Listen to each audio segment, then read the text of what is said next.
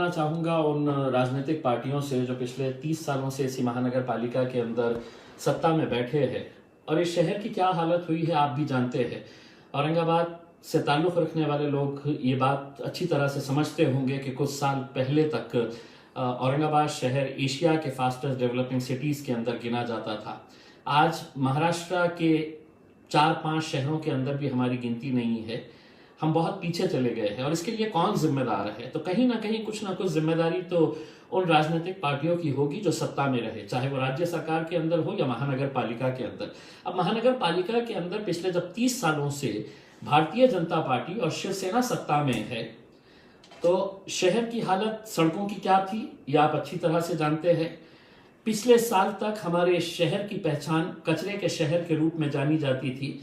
हम देश भर में कहीं पर भी जाते थे तो लोग हमसे एक ही सवाल करते थे, अच्छा आप औरंगाबाद से आके कचरे का मसला क्या हुआ है? तो हमारी पहचान हो गई थी ये कचरा। और ये कचरे के लिए अगर कोई जिम्मेदार थे तो वो लोग जो राजनीति के बल के ऊपर महानगर पालिका के अंदर सत्ता को हासिल कर लेते हैं लेकिन सत्ता में आने के बाद सिर्फ लूट का काम करते हैं। ये है, क्या ये सही बात नहीं है कि इलेक्शन जब भी आते हैं तो हिंदू मुसलमान किया जाता है, औरंगाबाद संभाजीनगर किया जाता है, हिरवा पहिजे का भगवा पहिजे, ये इस तरह के ही मुद्दों के ऊपर इलेक्शन लड़े जाते हैं। मैं एक बात साफ तरीके से कहना चाहता हूं, इस देश का एक नागरिक की हैसियत से महाराष्ट्र में पैदा होने का मुझे गर्व है और मैं समझता हूं कि इन तमाम जितने भी राजनीतिक पार्टी के लोग जो छत्रपति शिवाजी महाराज का नाम लेते हैं और उनके नाम का दुरुपयोग करते हैं या छत्रपति संभाजी महाराज का दुरुपयोग कहते हैं, मैं उनके लिए एक साफ बता देना चाहता हूं, तुम लोगों से कहीं ज्यादा आदर और सम्मान इन महान नेशनल लीडर्स का हम करते हैं, क्योंकि आप तो इन्हें सिर्फ राजनीति का एक खिलौना समझ रखे हैं कि राजनीति के अंदर हमारे स्वार्थ के लिए इनके नाम का इस्तेमाल करो और अपनी दुकान अपने धंधे चलाते रहो। मैंने इन मुद्दों को लेकर विधानसभा के अंदर आवाज उठाई और नया मुद्दा उठाया, लेकिन सरकारें थी, सरकारों को क्या लेना, आप मरे या जिए उनसे कोई लेना देना नहीं है। उन्हें तो नाम बदलना है, शहरों का नाम बदलना है, क्योंकि उनके लिए वो एक राजनीतिक मुद्दा है। और आपकी भावनाओं को इस तरह से भड़काया जाएगा कि देखिए ये खासदार किस तरह से विरोध कर रहा है। मैं कतई विरोध नहीं कर रहा हूं। आप नया शहर बसाइए, अच्छा शहर बसाइए, या एक शहर को इस तरह वर्ल्ड क्लास बनाइए कि उस शहर को इसका नाम देने की आपने सोचना चाहिए। अरे जिस शहर के अंदर खड्डे पड़े हैं, जिस शहर के अंदर कचरा है, जिस शहर के अंदर आज भी 8-8 दिन पानी नहीं मिलता है लोगों को, मैं कट्टर शिव सैनिक हो या भारतीय जनता पार्टी के भक्त हो, उनके घर में कभी जाओ और उनकी माओं से, उनकी बहनों से, उनकी बेटियों से पूछो कि तुमको शहर का नाम चाहिए या हर रोज पानी चाहिए, तो वो कहेंगी कि नहीं हमें हर रोज पानी चाहिए। लेकिन किसे क्या लेना देना है इसमें? आपको तो सिर्फ भड़काने का काम है कि देखिए इम्तियाज जलील विरोध कर रहा है। इम्तियाज जलील कभी विरोध नहीं करेगा, क्योंकि इम्तियाज जलील बहुत आदर और सम्मान करता है छत्रपति शिवाजी महाराज हो, छत्रपति संभाजी महाराज हो, बाबा साहब अम्बेडकर हो, फुले शाहू हो, इन सब का मैं आदर करता हूं। लेकिन शहर का नाम बदलकर क्या करेंगे?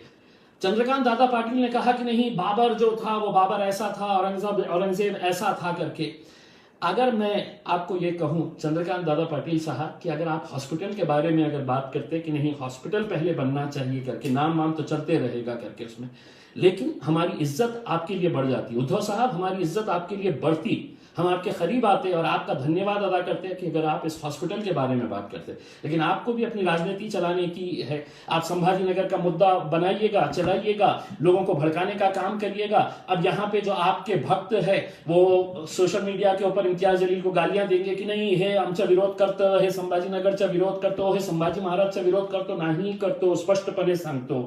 संभाजी महाराज मेरे लिए मैं समझता हूं आप लोगों से कहीं ज्यादा आदर का मुकाम रखते हैं, क्योंकि ये लोगों ने जो उस मुकाम के ऊपर पहुंचे थे, मैं समझता हूं कि शिवसेना हो, भारतीय जनता पार्टी हो या राष्ट्रवादी कांग्रेस हो, जो अभी खामोश बैठी है इस मुद्दे के ऊपर कि किस तरफ जाए, किसको अपनाए, क्योंकि उनकी भी अपनी दुकानें धंधे चलाना है, तो खामोश बैठे रहो करके इसमें।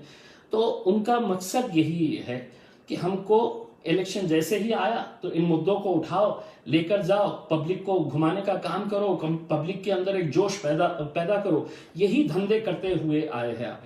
पानी का जो मसला है, आज भी अगर 8-8 दिन के बाद पानी आता है और उस शहर को आप संभाजी महाराज का नाम दे रहे हैं, तो मैं समझता हूं कि संभाजी महाराज जितने बड़े थे, आप उनको उतना ही छोटा बना रहे हैं अपनी इन हरकतों से, अपनी इस घटिया राजनीति की वजह से। एक इतने महान शख्स को आप इतने छोटे लेवल के ऊपर मत लेके आइए। मैं आप लोगों से हाथ जोड़कर विनती करता हूं, क्योंकि तमाम नेताओं की सबकी सोच जो है वो ये है कि नहीं, एक बार इस शहर का नाम बदल गया तो नौकरियां भी आ जाएंगी, पानी अचानक आ जाएगा, सड़कें चकाचक हो जाएंगी, कचरा कहीं नजर नहीं आएगा। बंद करिए साहब, ये धंधे बंद करिए। हम बहुत पीछे चले गए हैं। मैं औरंगाबाद की जनता से एक अपील ये करना चाहूंगा, ये मुद्दा किसी जात, धर्म और मजहब का नहीं है, इसको धर्म के चश्मे से मत देखिएगा। अस्सलाम वालेकुम, मैं अखिल मिर्जा। हमें उम्मीद है कि आपको हमारा चैनल अच्छा लगता होगा। लेटेस्ट न्यूज के लिए देखते रहिए नांदेड़ उर्दू न्यूज, और न्यूज के पसंद आने पर लाइक, शेयर और सब्सक्राइब करना ना भूलें।